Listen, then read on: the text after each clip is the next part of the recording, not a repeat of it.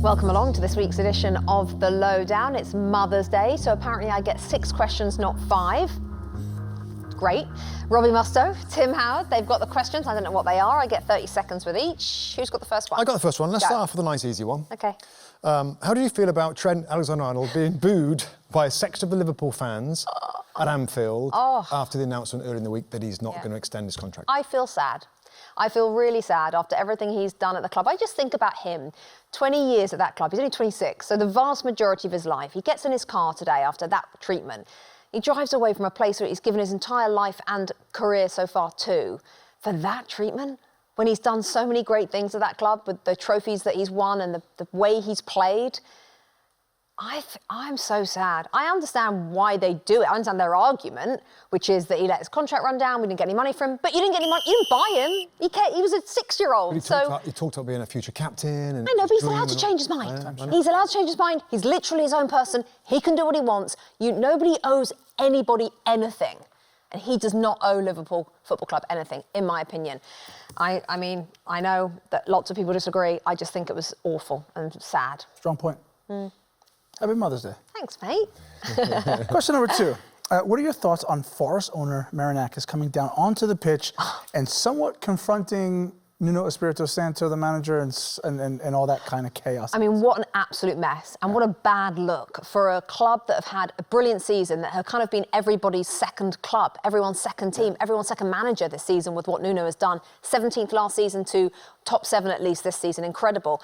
And that's a stain on it for me, because now everyone's talking about that. They're talking and asking questions. The post-match interview for Nuno was like 5 questions about the owner coming on the field at the end. Not, you've clinched Europe. I know it's not necessarily Champions League yet, but they've clinched a place in Europe, which, considering where they were last year, is amazing. But no, the questions weren't about that. It's about the owner. He's got to stop drawing attention to himself.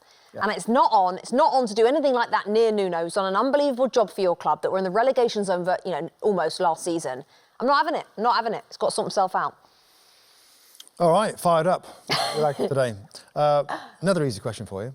Will Arsenal win the title under Mikel Arteta? Oh, yeah, real easy. Yeah, real easy. I really want them to, Musty. I really want them to. I wanted them to last year, wanted them to this year. Because I like the club, I like the way, I like the players. But will they do it at some point under Mikel? I think they will.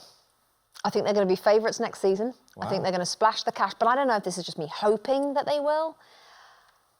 I can actually see both. I can see absolute failure, and I can see them winning. I think I'm going to edge just about towards them winning the title. Not sure if it's next season or the season after.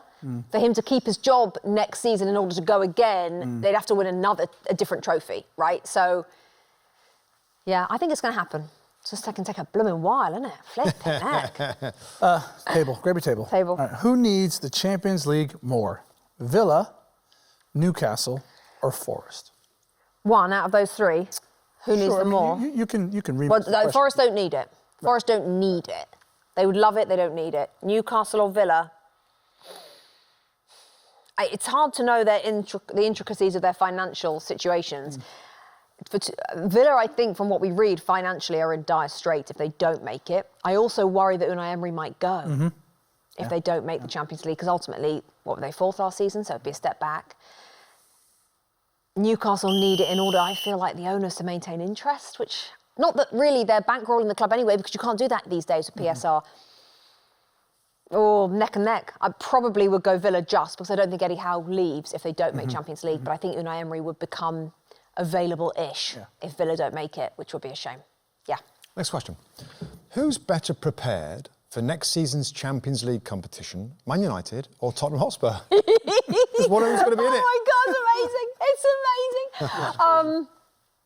I mean, neither. Tottenham are, but neither. I mean, United are just not prepared for anything right now. I mean, they're a shambles, again, today, at home, to West Ham United. They lost and allowed West Ham to jump above them, and now United are 16th in the Premier League. That's an absolute travesty. They're not prepared for anything. Tottenham are prepared more on the field than off in terms of they've got everything. They've got stadium, training ground, they've got good players. But they've got a manager situation that's up in the air. Is he going to be there if he wins it? I don't know. I want to know. You know what I want to know? If Tottenham win it, obviously he keeps his job. Sorry, if Tottenham lose it, obviously he keeps his job. Oh my God, I can't speak. They lose it, he loses his job. If they win it, they win it, I don't know. If they lose it and he gets fired, we will never know whether or not he would have kept his job if they'd won it. And I really want to know the answer to that. I think he's probably gone. I mean, I'm not being funny. You can't be 17th. You cannot be 17th in the Premier League. But they wanted a winner for decades. It's an amazing little quandary, isn't it, yeah. for Daniel Levy? Incredible. We'll okay, see. we got more questions? Yeah, bonus question. Okay. I'm going to allow you to dream a little bit here. I know what you're So, if Crystal Palace, who are in the FA Cup final, win the FA Cup final, where would that rank in the greatest moments of your life? It would be the third best day of my life. Third. Yeah. Giving birth would be number 1. Getting married would be number 2. Sorry, in that order. And Crystal Palace lifting. Wow. Lifting the FA Cup. You can hardly get it out. You're nervous, aren't you? I feel ill. I'm looking forward to it, but I'm also absolutely not looking forward to it at all. From the minute that whistle goes, I'm going to want it just to stop. It's horrible. It's going to be torturous. I want it so much. Yeah. I can't even vocalise how much I want it. Amazing scenes. Third, top 3. Do you think we're going to do it? You went on pens. I can't take pens. I might have to leave. Mustoe, do you think we're going to do it? I think you've got a very good chance of doing it. So, yeah, we're going to do it. Yeah, you could do it. You are, could do it. Oh, my God, you guys, that's next weekend, by the way. OK. The Lowe Down is available on the Premier League, NBC Sports, in fact, YouTube channel, along with Premier League Update, the 2 Robbies, the Tactics session as well. That was the third to last, maybe penultimate Lowe Down of the season.